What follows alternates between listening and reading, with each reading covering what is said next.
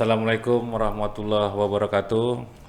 Jumpa menang Ras Jabu di Jenda di podcastnya Nurani Kalakaro. Pada episode Jenda kita kedatangan narasumber di mana beliau yang pertama beliau sebagai koordinator untuk bukaan puasa di masjidnya Al-Alim. Kedua, beliau dalam waktu dekat ini menjadi koordinator juga Halal Bihalal Akbar sama tasyukuran untuk pelepasan anak-anak Kolam Jaka masuk ke berbagai pesantren di Sumatera ataupun di luar Sumatera. Langsung aja kita cakap-cakap sama beliau, kita korek-korek. Assalamualaikum, sehat Kam? Waalaikumsalam, sehat, alhamdulillah. Alhamdulillah. Jadi gimana dalam sebulan ini full kan, ini udah hari keberapa, tetap semangat untuk persiapan tiap hari di kala membuka puasa itu, yang koordinator sedikit-sedikit kita bercerita. Ya harus tetap semangat. Tetap semangat. Karena itu kan amanah dari kawan-kawan, dari dari Pak Ono selaku ketua BKM. Iya. Jadi tetap semangat melaksanakannya. Ya harus semangat lah ya. Karena kan ini dalam rangka pelayanan pelayanan masyarakat di sekitar masjid kita. Jadi ya harus tetap semangat, datang cepat, melihat apa-apa yang kurang segera kita persiapkan, seperti itu. Jadi artinya kok maulah repot-repot datang duluan nyapi semua segala macam, mana nanti hidangan belum datang, telepon ini segala macam. Capek lah gitu-gitu sih. Kenapa? Kalau secara fisik, secara ya secara real ya kelihatannya capek. Iya. Cuman kalau kita laksanakan dengan senang hati,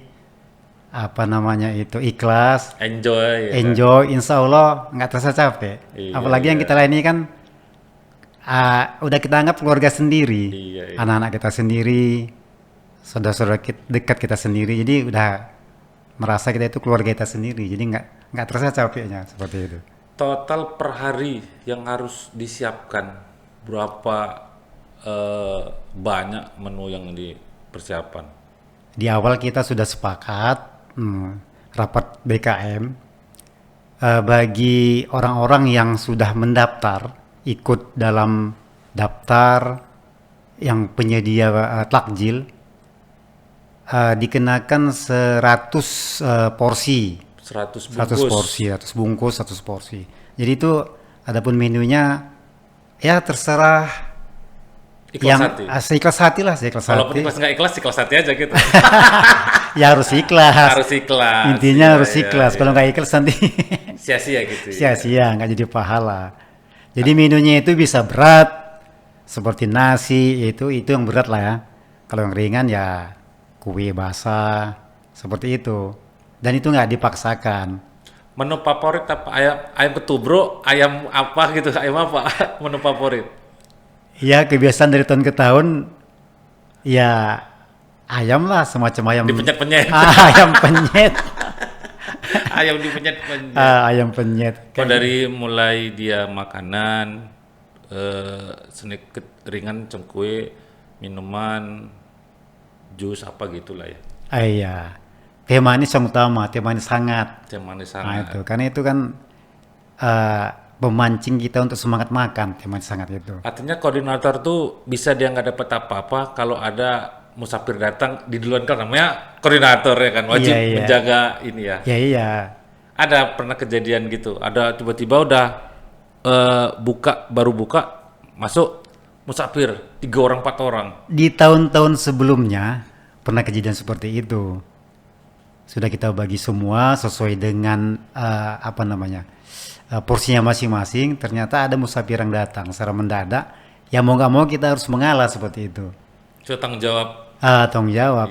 Memang kan jenis takjilnya itu kebanyakan 2 sih. Ada yang berat.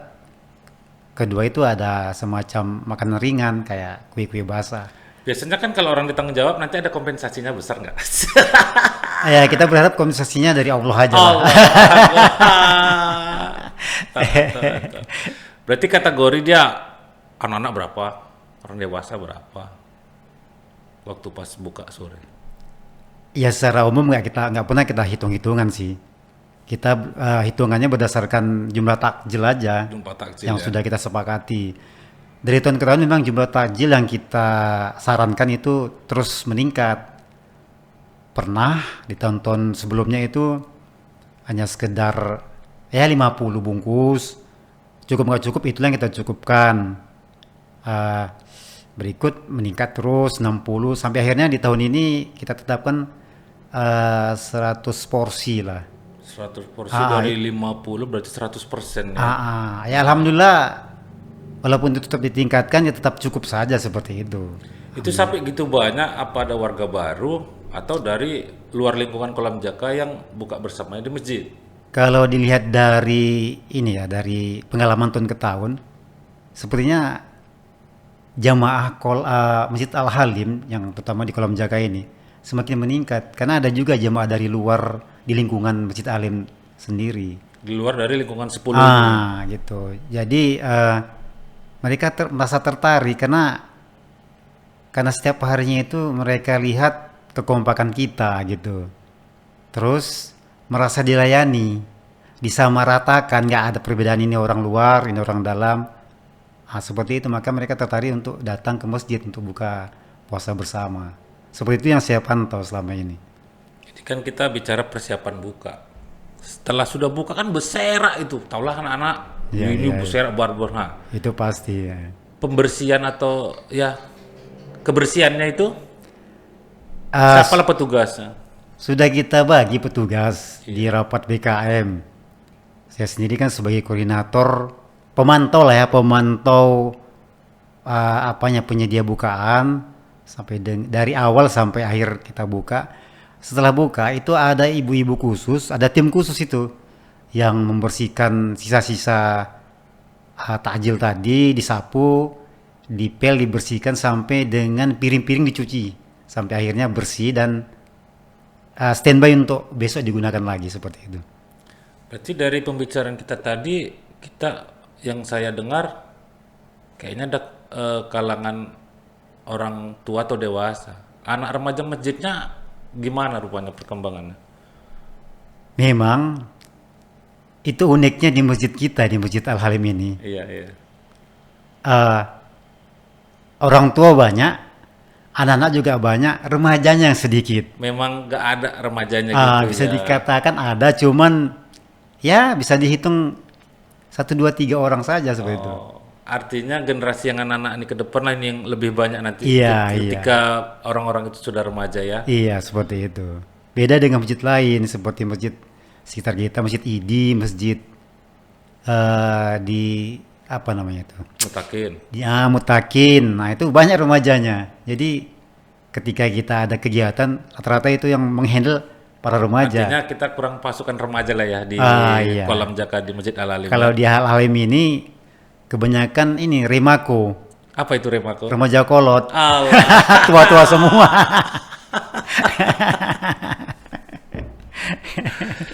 Jadi kan setelah kita korek-korek cerita tentang persiapan Ramadan dari sebulan full ini, artinya kami ini udah bercerita. Habis Lebaran, udah pasti ada halal bihalal. Iya. Halal bihalal itu ada cakupan acara apa aja? Biasa sih sederhana saja. Sengaja kita adakan halal bihalal supaya lebih efektif dan efisien. Kita nggak datang ke satu-satu rumah. Jadi kita adakan halal bihalal di satu tempat di masjid, ya kan? Karena kita usahakan apapun kegiatan kita lakukan di masjid. Nah, Artinya sudah tradisi lah dari sudah dulu. tradisi. Ada sih kalau ada kesempatan waktu ya saling kunjungan tetap ada. Namun secara umum tetap kita adakan di masjid. Seperti itu. Yang tentang anak-anak yang masuk pesantren itu tadi gimana ceritanya? Ada cara tasakuran, pelepasan atau gimana? Kebetulan memang di tahun ini banyak dari anak-anak kita yang menamatkan SD-nya pengen masuk ke berbagai pesantren. Ada yang di di Sumatera, di kota Medan sendiri, dan di luar Sumatera itu di Jombang, di pesantren Tebu Ireng seperti itu. Jadi untuk rasa syukur kita, menunjukkan rasa syukur kita dan rasa peduli kita, rasa kekompakan kita, menunjukkan walaupun itu bukan anak kita, itu merasa itu anak kawan kita dan kita anggap itu anak kita sendiri seperti itu. Jadi dengan latar belakang itu, supaya anak juga semangat untuk pergi ke pesan itu, kita adakan semacam pemberangkatan. Itu mungkin temanya itu tepung tawar. Artinya ada rundown acaranya. Ya artinya akan didesain lah sedemikian rupa. Nanti kita adakan semacam upah-upah seperti itu. Tondi-tondi lah ya, tondi-tondi ya. Tondi-tondi. Ibu-ibu sudah pada sudah musyawarah untuk menyiapkan itu semua, seperti ada bale untuk acara tepung tawar, berikut juga ada ujung-ujungnya memang nanti ada makan bareng seperti itu. Nanti mungkin kita sisipkan acara cuci kaki bagi anak-anak yang mau berangkat ke pesantren. Kenapa harus ada cuci kaki untuk orang tuanya? Supaya apa? Artinya begini. Pertama, bagi anak-anak yang mau berangkat ke pesantren, kita muliakan. Kita dudukkan di kursi, nanti kita panggil satu-satu. Contoh seperti ini, misalnya Reno, anak dari Jabo. Reno datang ke depan, duduk di kursi. Baru berikutnya anak yang lain kita panggil satu persatu, mereka sudah duduk. Berikutnya baru kita adakan acara cuci kaki. Artinya begini, biar anak-anak itu tidak merasa sombong dengan apa yang sudah didapatkan dari orang tuanya. Nanti di pesantren dia akan tetap ingat dengan apa yang kita lakukan di masjid. Ingat sama orang tuanya, ingat dengan kita semua apa yang di masjid. Jadi nanti akan berefek mereka efeknya gini, mereka tidak melupakan kegiatan-kegiatan yang kita lakukan di masjid gitu, tetap ingat. Itu aja sih tujuan kita seperti itu. Tentang cuci kaki, mereka memberi edukasi kepada mereka, tetap hormat kepada orang tua, terutama kepada ibu dan ibu, seperti itu. Itu temanya. Artinya harapan orang tua di Kolab Jaka di Masjid Al-Alam ini, apabila nanti anak-anak sudah menempuh pendidikan yang begitu lama, selesai tamat, ya isilah di masjid ini, jangan isi di masjid-masjid yang lain gitu lah ya. Iya. Ya kemanapun mereka, pesantren manapun, baik di Medan, di luar Medan, di luar kota, atau di luar Sumatera, khususnya di Jawa, ya artinya mereka tetap ingat sama masjidnya. Tetap ingat dengan masjid, dengan masa-masa dulu waktu ketika anak-anak di masjid, ya otomatis teringat dengan orang tuanya seperti itu. Iya. Mereka dimuliakan seperti itu, karena kan mereka menuntut ilmu. Menuntut ilmu kan adalah termasuk ibadah. Seperti itu, di jalan menuntut ilmu di jalan Allah, apalagi ilmu agama di pesantren. Seperti itu sih konsepnya. Ini apa tahun pertama atau tahun keberapa keberangkatan pelepasan anak-anak Kolam Jaka masuk pesantren? Sebenarnya sudah ada sih anak-anak yang sudah ke pesantren, bagi anak kita yang di komplek Kolam Jaka lah. Namun di tahun inilah banyak yang menamatkan SD-nya dan mau masuk pesantren. Jadi dengan rasa rasa senang orang tua barangkali, maka acara itu diadakan seperti itu, dan memberi motivasi kepada adik-adik di bawah. Mereka itu cinta dengan pesantren seperti itu. Artinya di di tahun ini banyak yang masuk ke pesantren anak kolam Jaka. Iya, artinya inilah kali pertama lah kita adakan acara pelepasan dengan tema apa nih? Eh, tepung tawar. Tepung Ah, tawar. seperti itu. Artinya kita buat sebagus mungkin, semulia mungkin lah ya. Iya. Oke, oke. Baik, Sah. Dalam episode ini kita udah banyak bercerita, saya udah ngasih pandangan paparan tadi dari mulai sebagai koordinator buka takjil sebulan penuh di masjid, sama persiapan halal bihalal tasakun pelepasan anak-anak mau ke pesantren. Terima kasih banyak, Sah, udah mau hadir di podcastnya kita. Terima kasih banyak. Oke, terima kasih juga sudah mau mengundang saya di podcast ini. Oke, oke. Assalamualaikum, Sah. Waalaikumsalam warahmatullahi wabarakatuh. Baik, itu kita tadi berbicara di podcast ini dengan Purnawan. Beliau memang salah satu ditunjuk sama BKM sebagai koordinator buka takjil Ramadan sebulan penuh, halal bihalal sama tasakuran pelepasan anak ke pesantren.